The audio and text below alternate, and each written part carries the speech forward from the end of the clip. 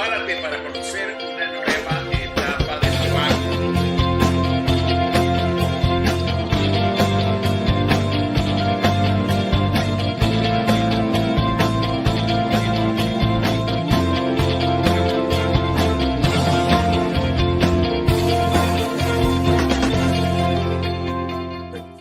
Prepárate para conocer una nueva etapa de Proactic. Bienvenidos a Proactívate.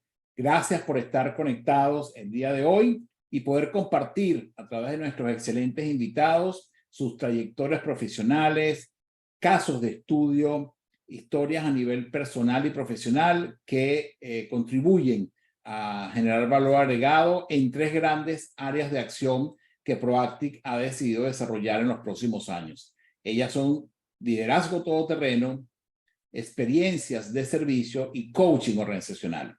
Así que nuevamente agradecido con todos los que están conectados en este espacio de aprendizaje el día de hoy. Les recordamos, por favor, suscribirse a nuestro canal Proactívate Oficial en YouTube y dejen su comentario. Esta entrevista, como ya es conocido, va a estar publicada justamente a partir de esta misma tarde en ese canal. Y también serán bienvenidos sus preguntas en esta conexión que estamos haciendo. Les recordamos que estamos también transmitiendo en vivo por Facebook Live y por LinkedIn a través de @somosproactic y en Facebook @soyfranciscoduarte.com. Gracias a todos nuevamente por estar el día de hoy. Les recuerdo que también es importante recibir sus preguntas, comentarios, apreciaciones y feedback a través de todas las redes de Proactic, que también serán publicadas en el chat de esta transmisión. Bueno, el invitado de hoy es una persona muy especial.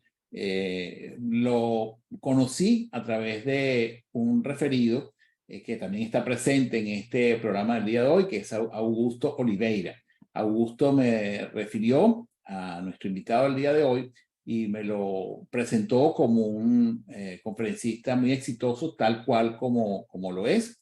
Y pues lo describo de la siguiente manera. Él se definió y también así lo conocí como un investigador de sí mismo, ¿no? Él es Pedro Loupa, vive en Lisboa, Portugal.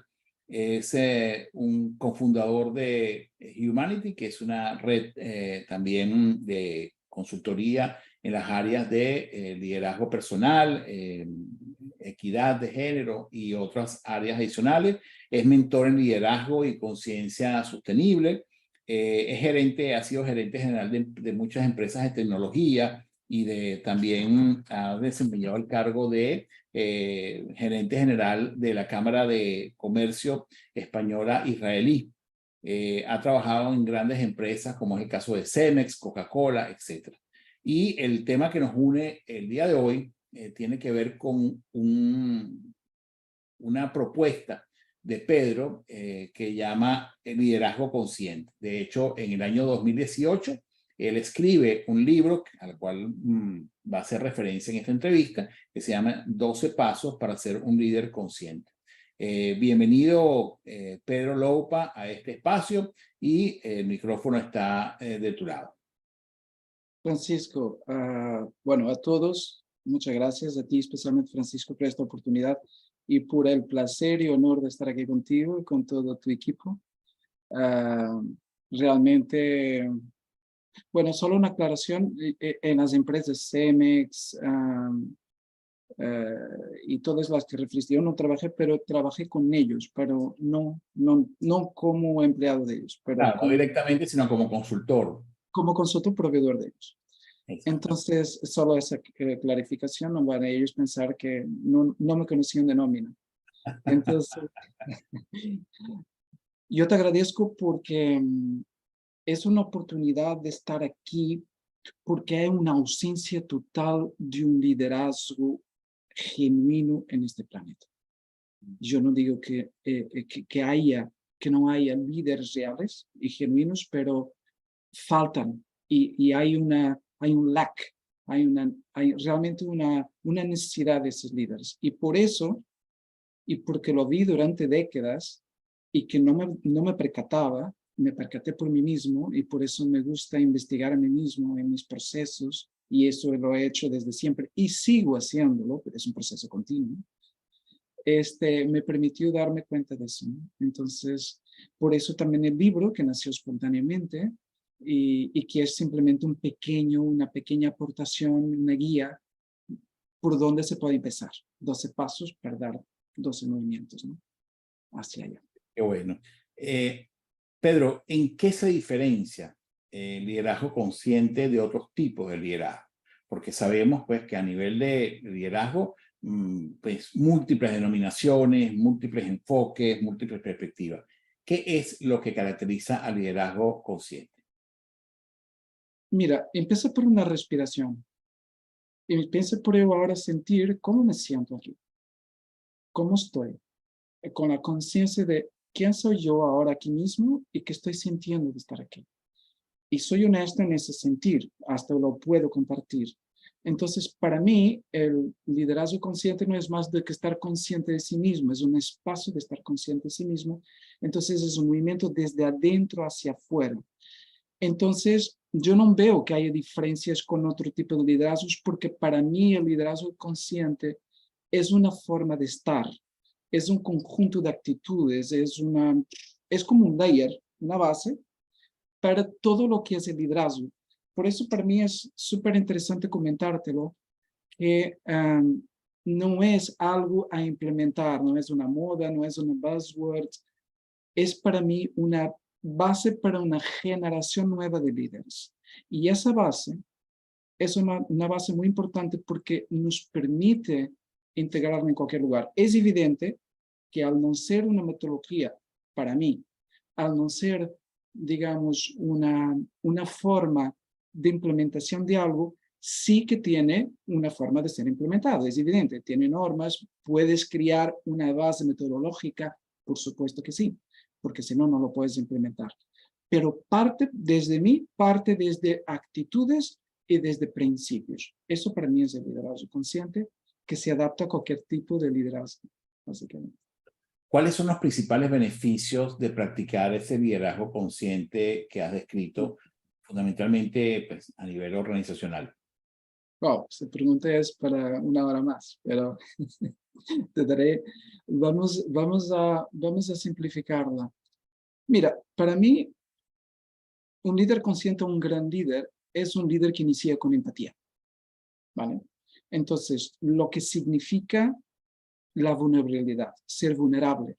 Pero esto es, la vulnerabilidad para mí no es la persona que está vulnerable, que está llorando por cada esquina en la empresa, que está quejándose. No, eso es una consecuencia de la vulnerabilidad en determinados momentos. El líder vulnerable es aquello que puede crear un ambiente dentro de la organización, un ambiente de confianza donde cualquier persona en cualquier momento puede decir, esto no lo sé hacer. Y acercarse a su líder y decir, esto no lo sé hacer, sin miedo a ser juzgado, sin miedo a ser mal interpretado. Entonces, los principales beneficios es crear una organización donde hay confianza, donde las personas se pueden sentir a gusto y inspirar esa confianza total. Esto es uno de los principales. Entonces, imagínate una organización que no sabe dónde está, pero con esta conciencia sabe que puede ser parte de un ecosistema consciente donde todos pueden confiar, donde todos pueden participar, donde todos pueden sentirse más completos y en amor. Y esta es una diferencia muy, muy grande entre la felicidad y el querer y el gustar. Que el amor y el sentirse completo es muy diferente de la felicidad, porque la felicidad para mí son actos, son pequeños momentos, y el sentirse completo es un estado, es un poco distinto. Pero no quiero entrar por ahí, pues no entremos ya en otro tema, así Claro. que Te quiero contestar. escucho, Pedro, y fíjate, te escucho y pues lo que he observado en las organizaciones es que justamente se descalifica ese tipo de perspectivas de liderazgo. Porque el ser vulnerable en una cultura de, digamos, de educación industrial o de administración industrial, que todavía está muy presente pues, en nuestras organizaciones, se asocia a eso, a poca quizás valentía, a síntomas de debilidad, y entonces no es muy permitido, no es muy bien visto, en mi opinión, el tema de la vulnerabilidad del líder, y se sigue privilegiando a aquel líder que supuestamente es el líder poderoso, es el líder fuerte, es el líder, digamos, con un mayor carácter en términos de toma de decisiones. Te pregunto, ¿a qué atribuyes tú que justamente ese enfoque de liderazgo consciente no tenga el predominio, pues, o la prioridad que tendría que tener en estos momentos, tomando en cuenta nuestros tiempos, en las organizaciones? ¿A qué atribuyes tú eso?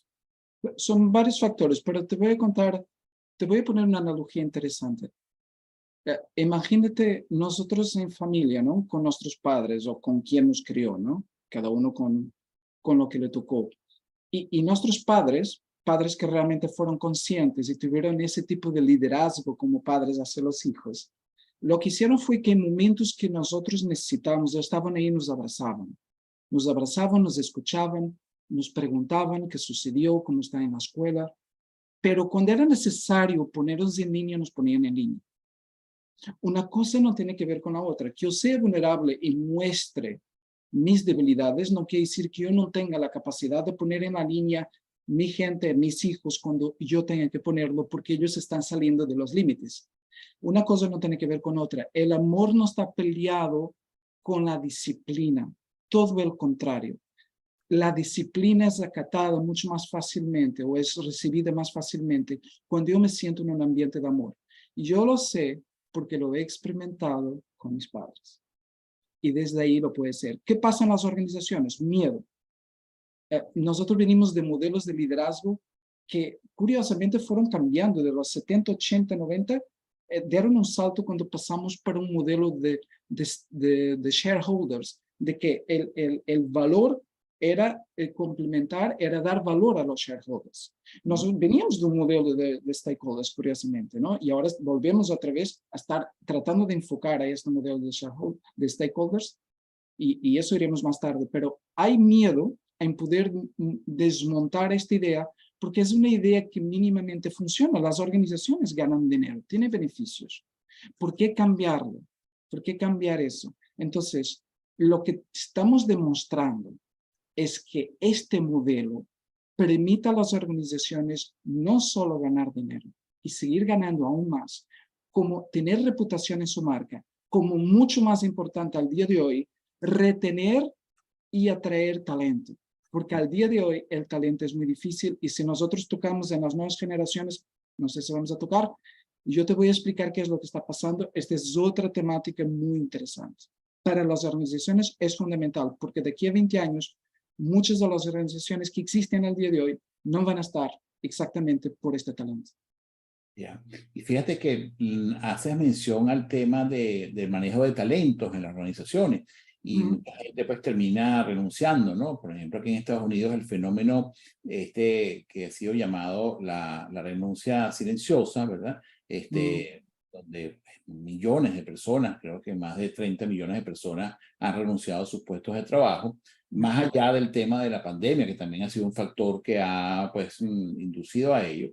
Ese nuevo descubrimiento, pero sin embargo, pero el tema de justamente de practicar un liderazgo consciente sigue siendo un tema complicado porque se imponen los egos del liderazgo tradicional, vamos a llamarlo así. Y quiero entonces preguntarte, ¿cuál es la mejor medicina para calmar el ego del líder?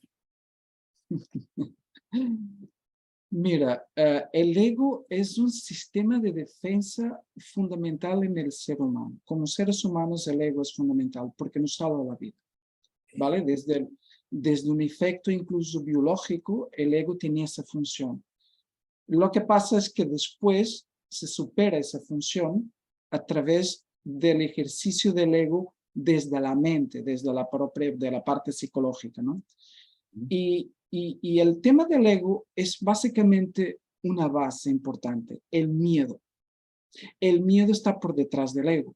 Entonces, cuando tú estás trabajando, cuando nosotros trabajamos el ego dentro de las organizaciones, no trabajamos el ego dentro de las organizaciones. Lo que trabajamos es la conciencia del miedo que está por detrás del ego, sin tener que hablar del ego, ¿no? Es como que, pues, hablamos del miedo también sin tener que hablar del miedo, pero se muestra a través de trabajo, de experiencial, que por detrás de esto hay un miedo al no ser reconocido, hay un miedo a perder mi trabajo, hay un miedo que alguien que venga de abajo me puede sustituir y yo perder mi income, y mi income sostiene toda mi familia. Yo tengo un nivel, un state of life, un nivel de vida ya establecido y no lo puedo perder. Entonces, todo esto acumulado, más los hábitos adquiridos, más de que los líderes que yo admiro son ese tipo de líderes que son básicamente jefes, no son líderes, pero yo los considero líderes. Todo esto está enraizado en una creencia. Y si no desmontamos eso, y para desmontar creencias tenemos que mostrarle que hay otra forma que a ellos les beneficia más y que va a tener mucho más impacto en la misma organización.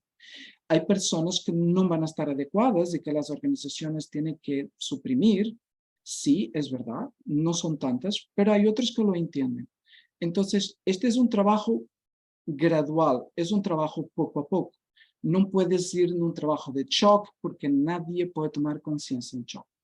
Toma conciencia desde la conciencia. Y es un proceso de desarrollo.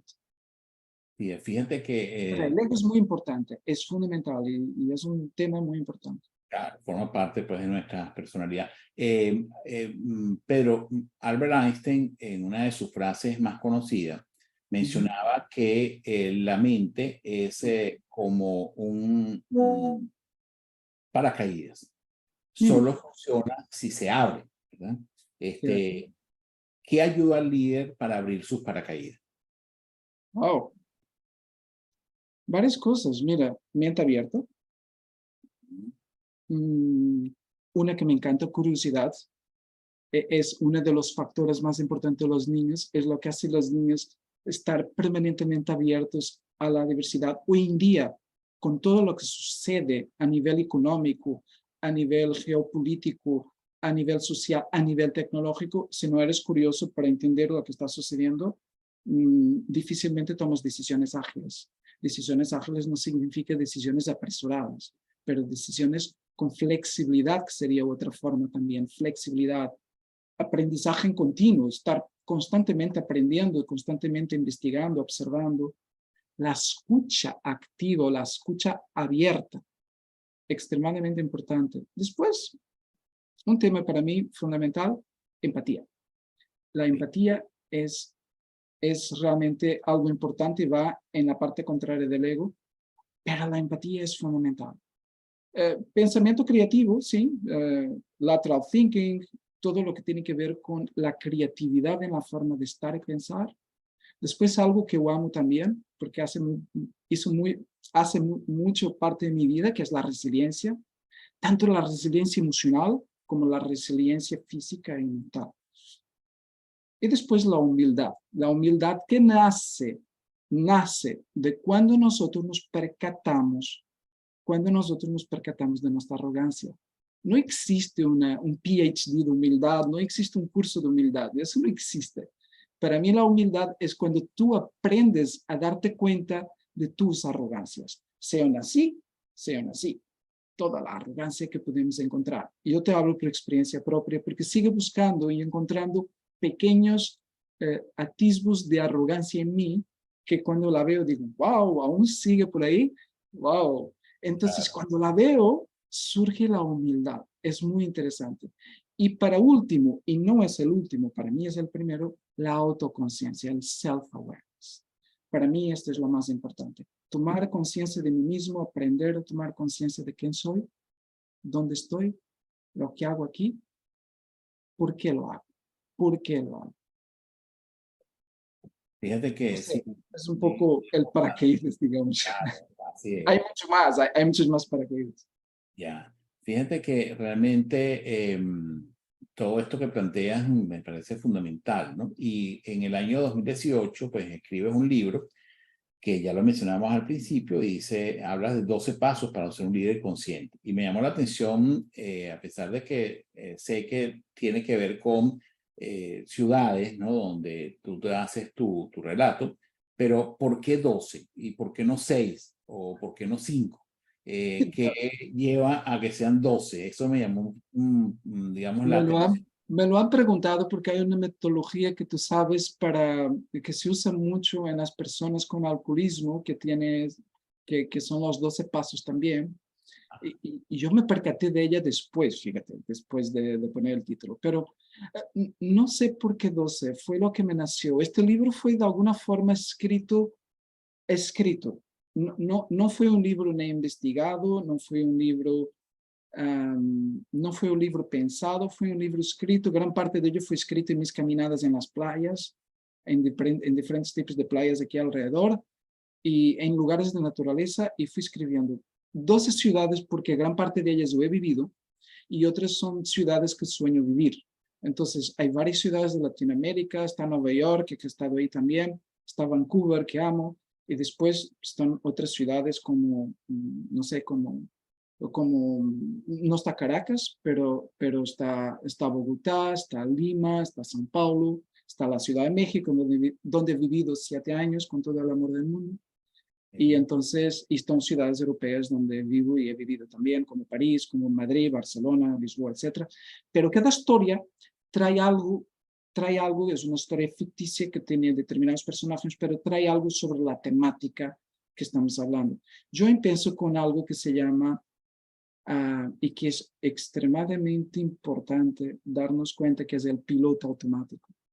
Cómo andamos siempre en piloto automático y cómo esto afecta nuestro estar, nuestra autoconciencia y conciencia del momento, ¿no? Entonces, sí, este es un poco lo que hace el libro. Después hay una parte de preguntas y respuestas. A mí me gustan mucho las preguntas, porque las preguntas son mucho más importantes que las respuestas. Una buena pregunta, ¿no?, es más importante que la respuesta, ¿no?, gran parte de las veces, porque te hace tomar conciencia de la pregunta y no de la respuesta, ¿no? Y hay una caja de herramientas que son ideas de que tú puedes poner en práctica. Realmente es un libro que tiene practicidad de experimentación. Me gusta experimentar las cosas, porque si tú no lo experimentas no puedes vivir eso, y entonces no tienes tu visión sobre esas circunstancias. Sí, muy importante todo esto que plantea, pero es fundamental, ¿no? Fíjate que aquí en el chat, justamente concatenado con lo que estás planteando, ella rescata el tema de la importancia de controlar la arrogancia, ¿verdad? En ese sentido, en el libro organizacional, dice maravillosa frase: la arrogancia destruye el valor, sobre todo en las conversaciones y en la actitud personal, pues, ¿no? Es decir, es como que estar alerta de ese factor para que justamente puedan darse pues, mejores perspectivas de liderazgo, ¿no? Y por aquí también nuestro amigo Augusto Oliveira publica un podcast aquí en el chat. ¿Tú pudieras resumir ese podcast, Augusto, que publicaste en el chat, para hacer una Claro que pregunta sí, concretamente a Pedro? claro que sí, con mucho gusto. Que me llamó mucho la atención cuando Francisco le preguntaba a Pedro sobre el tema de esos líderes vulnerables o que le temen a ser vulnerables ante sus colaboradores. Y Pedro le señalaba que con el liderazgo consciente, la idea era mejorar esos procesos. Y me vino a la mente ese concepto del burnout, de ese agotamiento, de ese cansancio que se está viviendo hoy en día en las organizaciones, que lo platicamos el sábado pasado con las psicólogas, porque lo tienen como un tema de gran relevancia en el ámbito actual. Y la pregunta en todo caso con el amigo Pedro es, ¿cómo a través de ese liderazgo consciente podríamos ayudar a disminuir ese gran problema que es el burnout? Estamos hablando del burnout, ¿no? Burnout, Mira, sí, del cansancio. yo propio he vivido un proceso de burnout cuando estaba en México. Entonces yo te voy a hablar desde mi experiencia. Tiene que haber una conciencia. Este piloto automático que hablamos del primer capítulo, es extremadamente importante. El cuidarse a sí mismo y saber los tiempos y tener tiempos muy definidos es extremadamente importante en este burnout. Por ejemplo, ¿qué hago yo con mi celular a determinadas horas del día, por ejemplo, en la noche. ¿Qué hago yo cuando despierto en la mañana? Si estamos casados o estamos en pareja o estamos con alguien, despertamos primero y miramos el celular o decimos buenos días, mi amor, o lo que queremos decir, ¿no? ¿Qué es lo que sale primero? Porque esto tiene mucho a ver después con la forma con que gestionamos nuestro estado.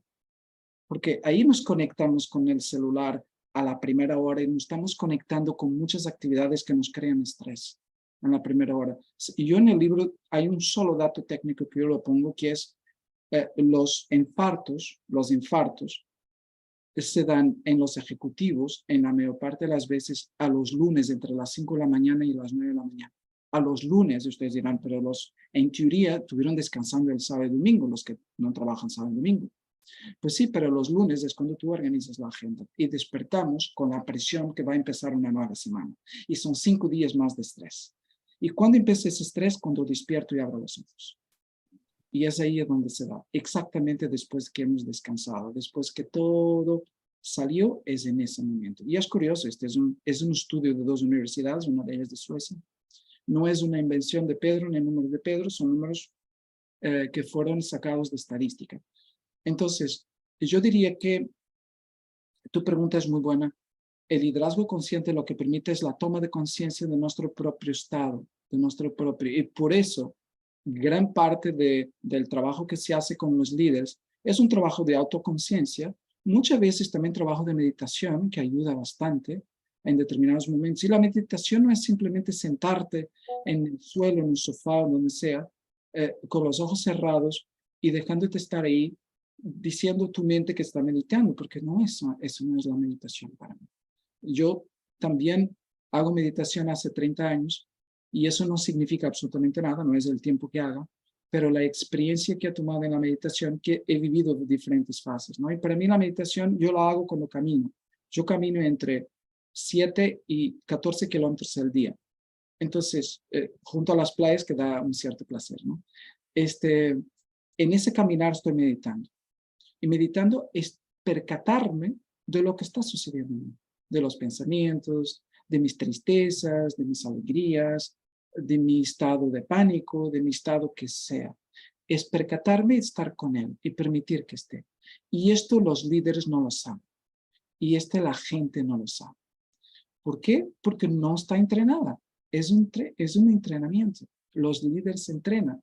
Esa historia que los líderes se hacen, que los líderes vienen de cuna, de los líderes es algo de ADN, no me lo creo y lo puedes rebatir las veces que quieran. El líder verdadero, genuino, se entrena. Y se entrena y se hace. Y ese es el verdadero líder. Ahora, tenemos grandes líderes que hicieron gran daño a la humanidad y eran grandes líderes, pero no tenían conciencia. Sí, nada más para dar un pequeño comentario allí, Francisco. Hace poco leía de un libro de Jorge Bucay que dentro de nuestra planificación, tener actividades de no hacer.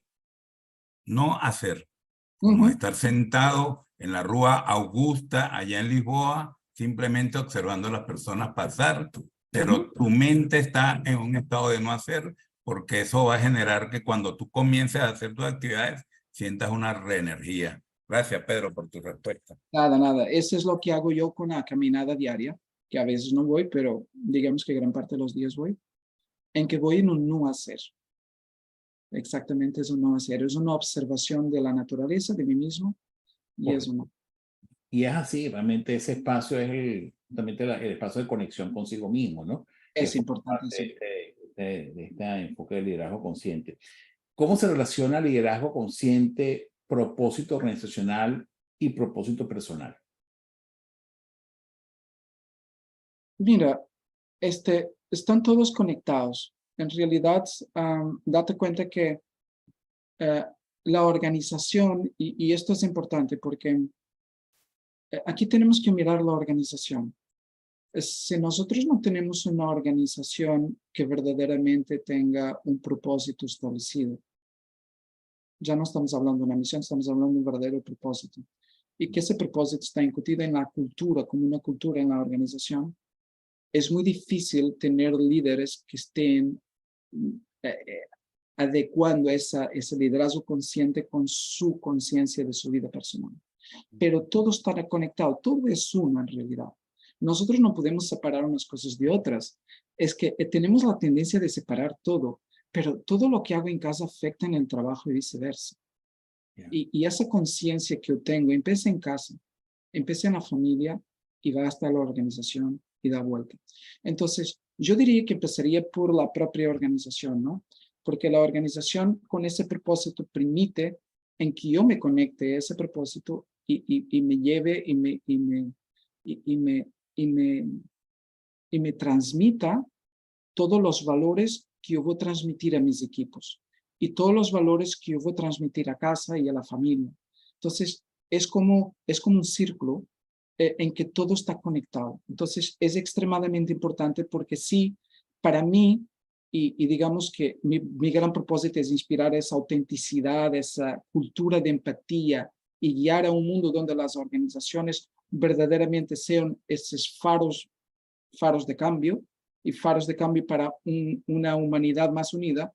¿Por qué las organizaciones? Porque las organizaciones son ecosistemas de muchos seres humanos que pueden ser ese faro para que esos seres humanos conectados a muchos otros vayan transmitiendo esta conciencia.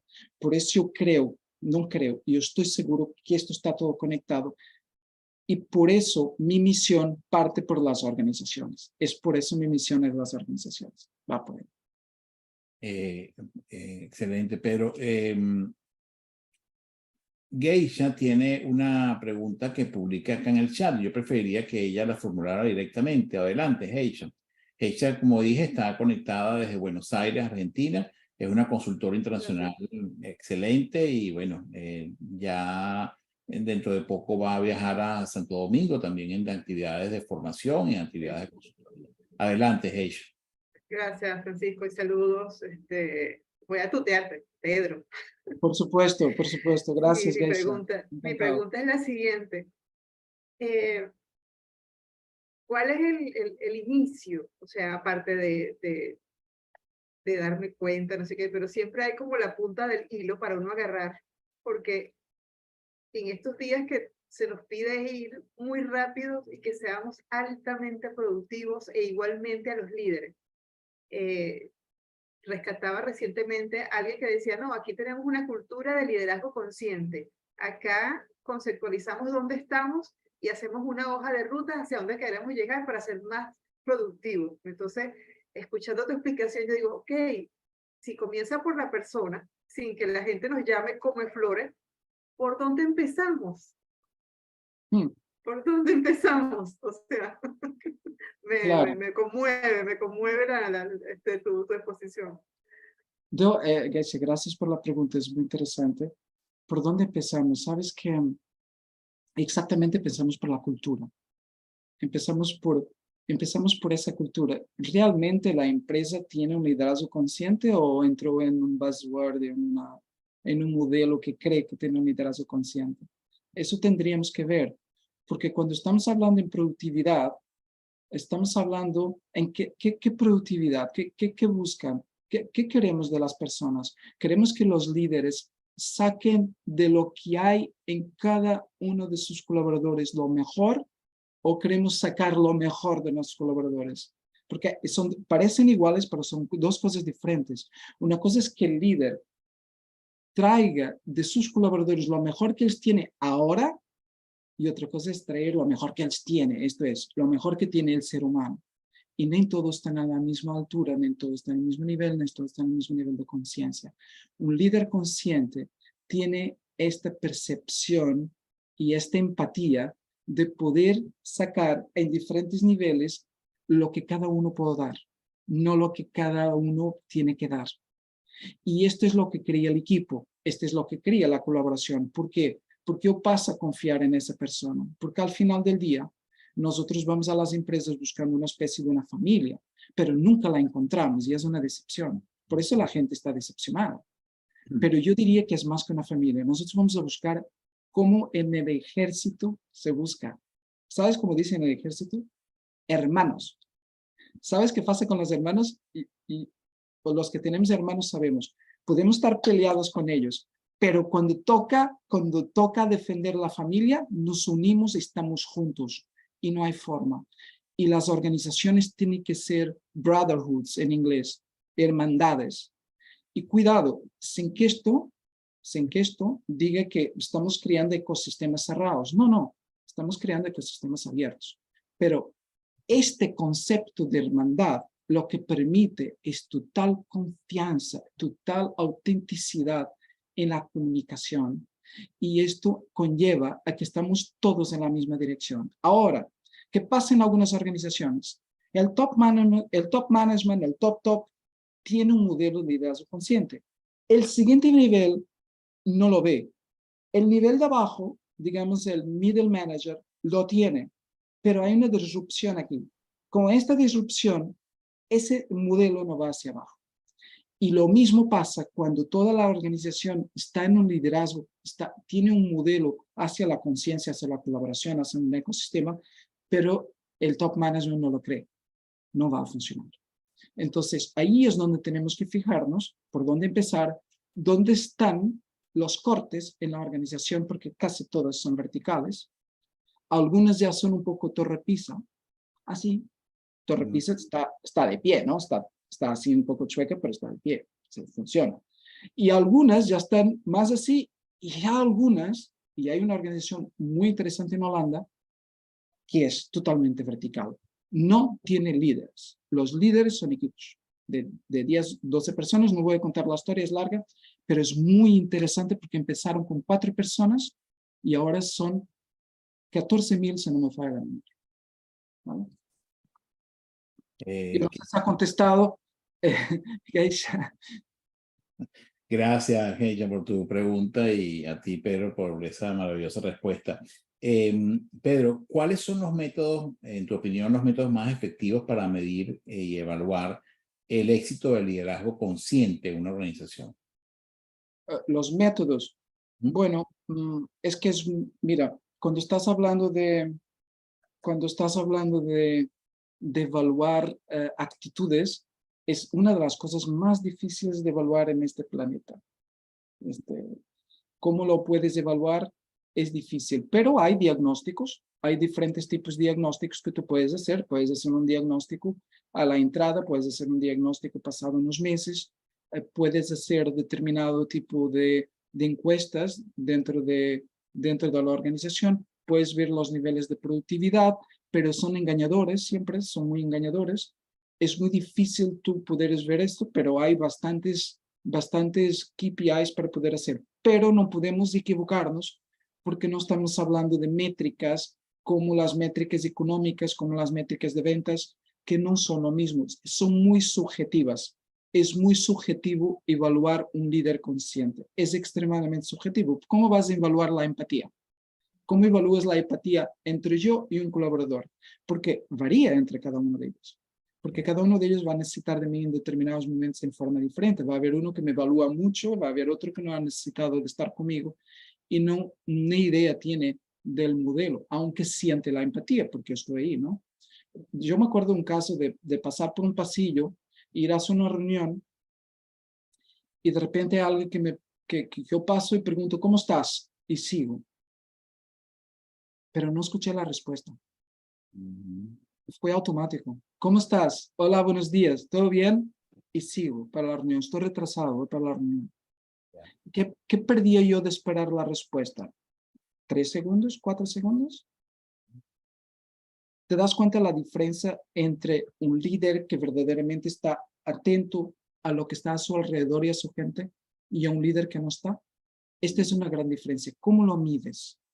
Hay forma de medirlo, sí, hay herramientas, podríamos hablar de algunas, pero sí hay herramientas, pero no es pacífico, no es lineal, no es tan lineal como estamos acostumbrados en organizaciones tener KPIs para todo, no es así. Pero fíjate que en Proacti hemos venido desarrollando, como decía al inicio de esta entrevista, hemos venido desarrollando 3 grandes líneas de acción. Liderazgo todoterreno, coaching organizacional y experiencia de servicio. ¿Qué es para ti un líder todoterreno?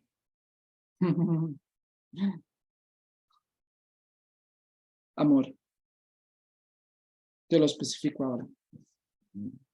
Tocas un tema interesante. Cuando era más joven, yo hacía todo terreno. Me encantaba y andaba con mis amigos en coches, en jeeps, en Land Rovers y todo, y hacíamos rutas. Y cuando haces todo terreno, primer punto, tienes que tener mucho respeto por la naturaleza. Entonces, un líder todoterreno tiene respeto por la naturaleza. Naturaleza humana, naturaleza física. Esto es por el medio ambiente. Un líder todoterreno sabe escuchar. Cuando estás en todoterreno, tienes que tener una atención total. Tienes que estar presente. Es un líder presente. ¿Por qué? Porque cualquier cosa te puede destabilizar el coche, te puede destabilizar en el medio de la naturaleza. Puedes poner la rueda en una piedra que te hace voltear el coche. Y me ha pasado. El líder todoterreno es un líder que tiene que tener empatía. Empatía, ¿por qué? Porque hay un equipo que unos quieren ir por un lado, otros quieren ir por otro. Entonces tenemos que saber escuchar, tenemos que ser empáticos con las necesidades de otros. El líder todoterreno es un líder que tiene resiliencia. Muchas veces es difícil, tenemos que pasar un obstáculo y ese obstáculo no lo podemos pasar fácilmente. Hoy en día las nuevas generaciones, por varias razones que ahora no voy a hablar porque me tardaría, la generación Z, los milenios, tienen mucha dificultad en tener paciencia. Y entonces llegan las organizaciones llenos de todo ese hype que vinieron desde atrás, que los padres dijeron, tú puedes, eres lo mejor. Las clasificaciones de la universidad fueron fantásticas, porque hoy en día pues, se les deja pasar más rápido. Y llegan las empresas y a los 6 meses quieren resultados y quieren impacto. Pero ¿cómo vas a tener impacto en 6 meses? No lo tienes, se frustran y se van. Y además llegan a organizaciones que no tienen ni siquiera propósito. Entonces más se frustran porque son líderes que quieren ver propósito, quieren ver impacto en la sociedad, ¿no? Entonces, el líder todoterreno es todo esto, ¿no? Es un líder que también tiene resiliencia, que también tiene paciencia. Y para mí es lo que yo siento. Pero la primera palabra que me vino fue amor, porque es todo esto. Claro, reúne todo eso. Excelente. Pedro, tu respuesta y ¿cuáles serían las 3 preguntas, ya que tú has hablado del poder de las preguntas, ¿no? Para poder, a nivel de autoconocimiento. ¿Cuáles son esas 3 principales preguntas que en tu opinión necesita hacerse el líder del futuro, el líder justamente consciente? ¿Por qué haces lo que haces como líder? ¿Qué es lo que te hace hacer eso? ¿Por qué lo haces? ¿Qué haces ahí? ¿Qué haces como líder? ¿Por qué no eres músico? ¿Por qué no eres bailarín? ¿Por qué no nadas? ¿Qué estás como líder? ¿Qué es lo que te lleva a estar ahí? Ya, esa sería una primera pregunta. Sí.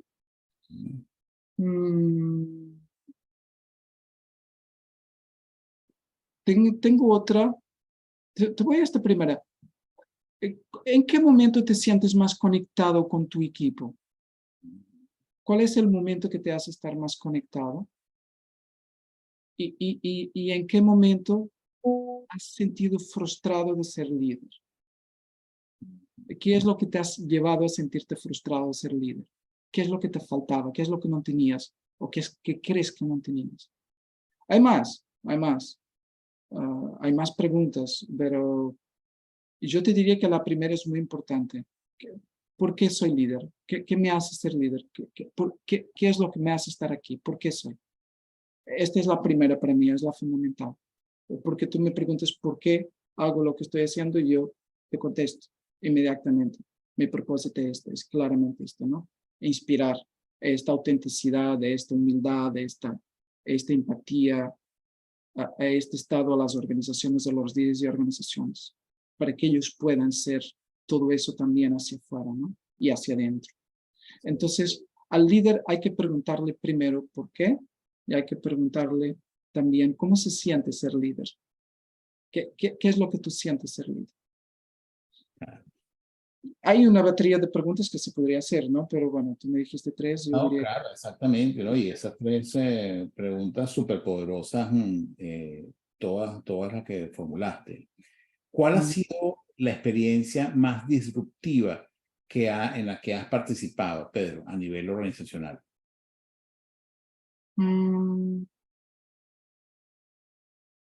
disruptiva.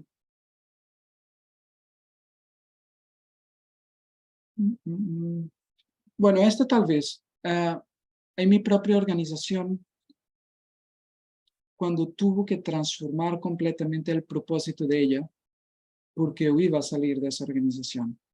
Y me percaté que la organización era un espejo mío. Esto es, yo era la organización. Y los clientes, los proveedores y el equipo no veían la organización, pero me veían a mí. Y tuvimos que hacer durante 8 meses una transformación radical en lo que era el propósito de la propia organización y transformar toda la cultura. Porque me di cuenta que yo propio espejé lo que estaba ahí. Y normalmente las organizaciones son el espejo de su líder, pero una cosa es que lo asuman como una inspiración, otra cosa es que lo asuman como el líder. Y esa yo la he hecho por ego o por otra razón, que esa organización fuera yo. ¿Y qué pasa? Cuando yo salgo, la organización se muere. Y entonces yo no pude salir mientras no se hizo ese proceso de transición, ¿no? Fue bien difícil porque, ¿cómo lo haces, no? Porque la organización está como puesta y no es que el líder se mantiene, el líder se va a ir. Entonces, para mí fue la más disruptiva y aprendí claramente que yo no puedo ser lo que la organización. Yo simplemente soy el inspirador, o soy el visionario, o soy el gerente, pero no puedo ser, la esencia no puede ser la mía, pero sí la propia organización es un ecosistema independiente que tiene su propia esencia, que puede ser inspirada por la mía y por un conjunto de fundadores, pero nunca puede ser la mía. Y eso fue un aprendizaje muy fuerte que lo he trasladado para mi propia vida personal, porque si tú lo traes hasta las organizaciones personales y a las relaciones, muchas veces nosotros queremos que nuestra pareja sea lo que somos nosotros o lo que nosotros queremos que ella sea porque es nuestra intención que sea así. ¿Y qué pasa? Pues al final va a haber una gran frustración porque al final del día, pues esa persona va a hacer lo que quiero, pero después no es ella. Y cuando descubre que no es ella, rompe el patrón y yo me quedo mirando a alguien que no conozco. Y esto es lo que pasaba en la organización. De repente, cuando yo no estaba, era como que la organización no era yo. Y confundía mucho a la gente, ¿no? Ya. Pero tú pues, provienes de un país que típicamente ha sido productor de vino históricamente. Y aquí vamos entrando a un espacio donde queremos saber más de Pedro Loupa a nivel personal. Te pregunto, ¿te gusta el vino? ¿Te gusta tomar? Empezamos bien, vamos a tomar un vino y empezamos bien. Sí, me gusta el vino, bebo de una forma social light, esto es muy poquito, pero me gusta y conozco un poquito, no mucho, pero me parece un buen vino. No sé si sabías, Portugal es el mayor consumidor del mundo per cápita de vino. Ah, no, pues no lo sabía, fíjate, Y de interesante. vino es el mayor consumidor per cápita. Es Ya. el mayor, más que España, más que Italia, más que Francia. Ah, interesante eso. ¿Qué vino nos pudieras recomendar a esta maravillosa audiencia, Pedro? ¿Qué vino? Si tuviese que recomendar un vino. Ajá. Mira, cualquier vino, tenemos muchas regiones. Portugal tiene, no sé, tiene más regiones que España, regiones vinícolas que España y es 4 veces más pequeño, o 5 veces más pequeño. Cualquier vino son vinos diferentes. Un vino del Duero, que sería Douro en portugués, pero un vino del Duero, que también es la continuidad del Duero español, Sí. son vinos más fáciles, muy buenos, que son vinos que tienen castas muy interesantes, son encuestas sobre el río, tiene chisto, tiene una mezcla interesante. Entonces, probar un vino de esos es interesante. Pero los vinos de Alentejo, que son vinos con mucho más sol, más calor, más, digamos, una tierra como la Extremadura española, porque es la continuidad, son vinos que tienen unas características diferentes, son más poderosos, son más potentes.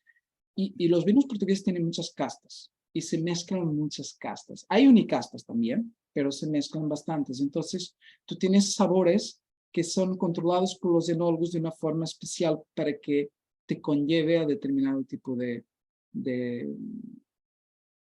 de sabores, ¿no? Y que después combinan con carnes o con pescado, con quesos o con determinados momentos, ¿no? Entonces diría cualquier uno de ellos, cualquier una de estas regiones, interesante. Yo tomo un vino que es un vino todoterreno. Ok. Es un vino económico, con alta calidad y extremadamente, para mí, extremadamente equilibrado. Y es extremadamente barato. ¿Y nos puedes dar ese dato? ¿Nos Sí, puedes sí, compartir? después podré compartir ese dato, claro. Podré Eh, compartir algunos ejemplos, por supuesto. Muy bien, muy bien. Algunas Supongamos marcas.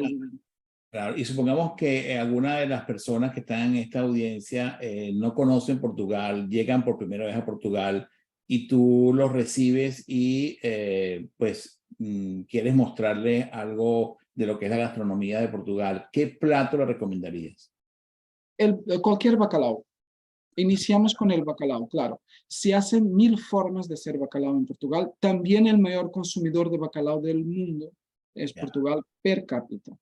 perfecto. Considerando que el bacalao es pescado en las aguas del norte, Mm, Groenlandia, Noruega, Islandia, todo aguas frías. Entonces, no, en las costas portuguesas no existe. Los portugueses tienen que ir muy lejos a pescar.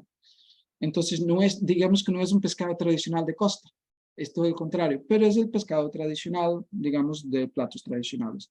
Cualquier pescado que se puede hacer al horno, se puede hacer a la plancha, también los mariscos, les llevaría a comer mariscos, algunas carnes también, muy típicas. Portugal tiene una gastronomía muy rica y bastante interesante, la gente le encanta. La gente le encanta venir acá. Pero claro, los platos más típicos son el pescado, el marisco.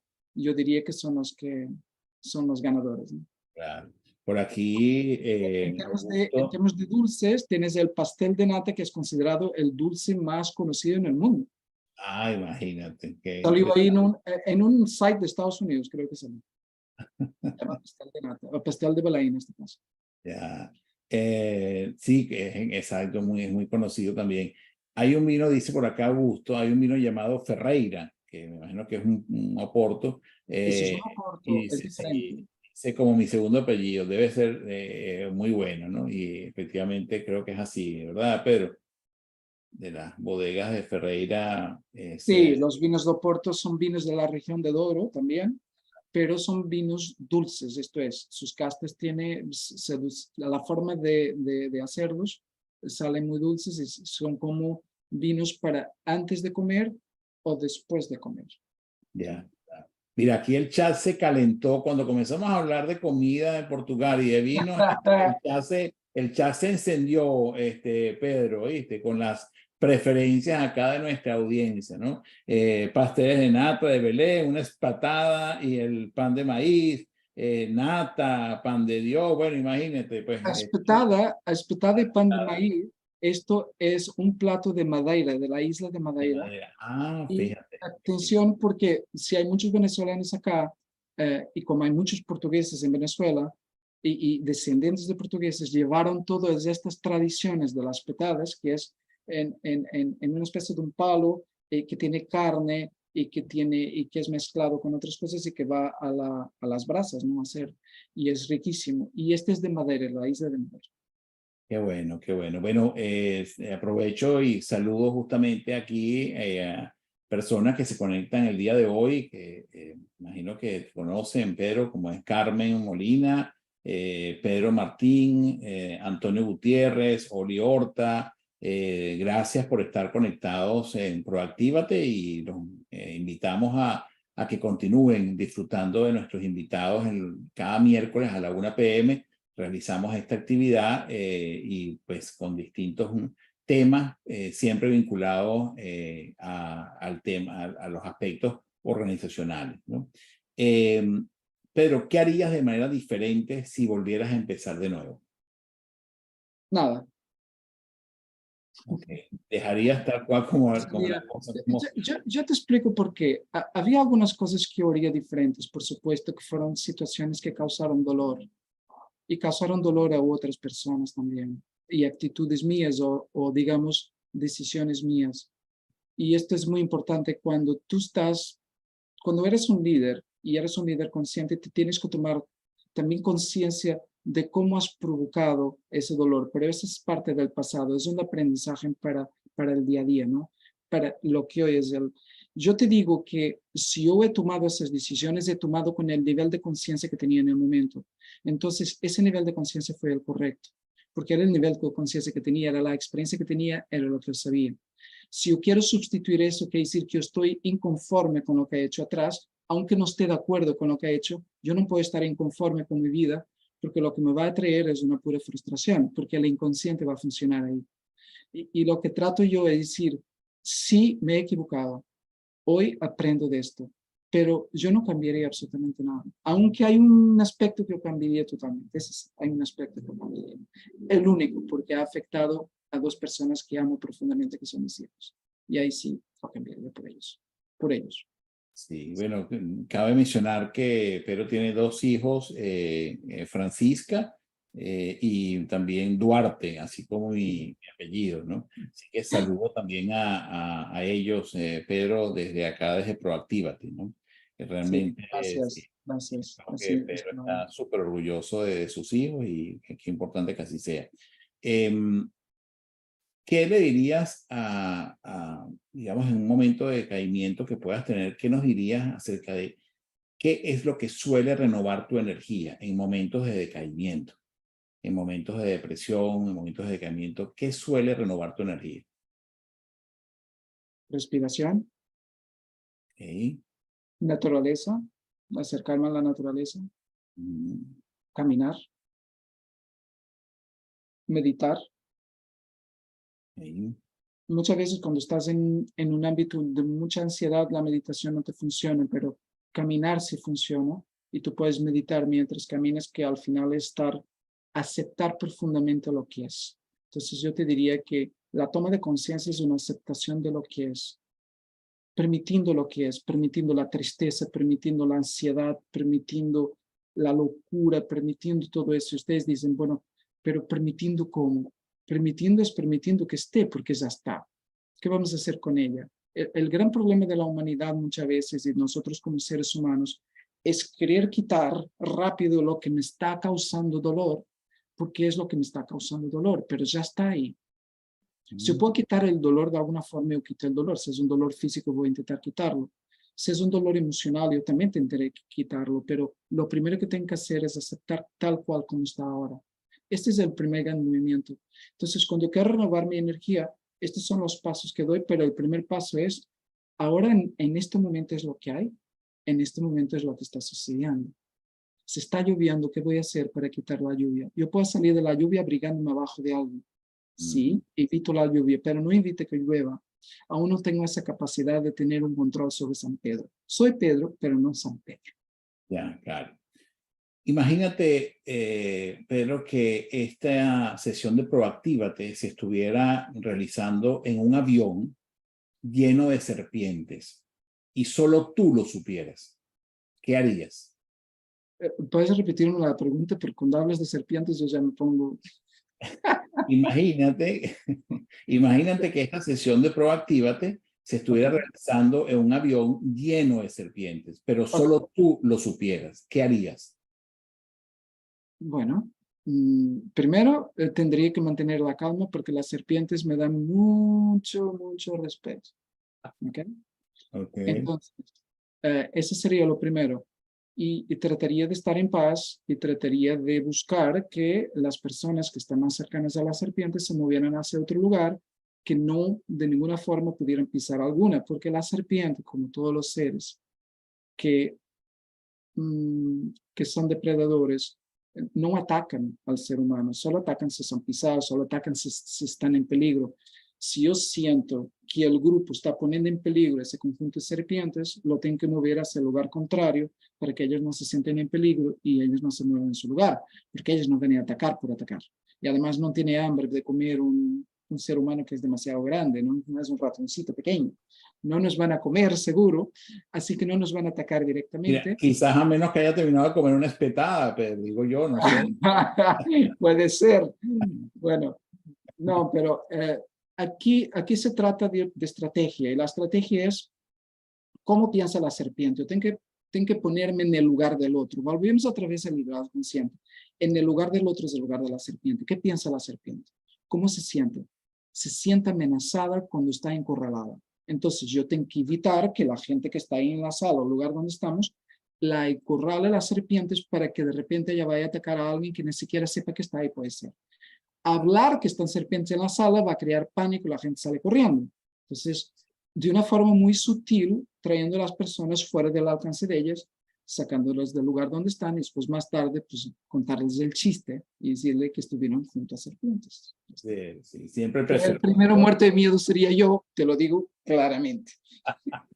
Sería un ejercicio buenísimo.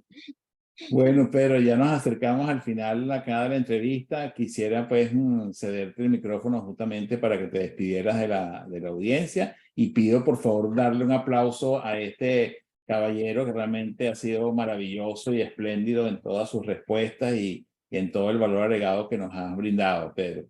Adelante para que te despidas de la audiencia. Bueno, un aplauso doy a todos porque están aquí y los que están aquí seguramente están interesados en qué es ese líder consciente. Y yo agradezco en especial a Proactive y agradezco a ti, Francisco, la oportunidad, porque es siempre una apuesta, nunca sabes. Tú no sabías lo que va a pasar. Y un líder consciente es el líder que también apuesta, que también arriesga. Arriesga porque el líder consciente sabe que tiene que equivocarse. Y que va a equivocarse y no tiene miedo de equivocarse. Esa es la diferencia entre el jefe y el líder consciente. Es la diferencia entre ser verdaderamente productivo, es saber que nos vamos a equivocar, el equipo se va a equivocar. Entonces, gracias por equivocarte en traerme y gracias por también tenerme aquí y solo decir que vayamos juntos colaborando, porque esto es lo que estamos haciendo aquí, sin miedo a colaborar para esta humanidad unida.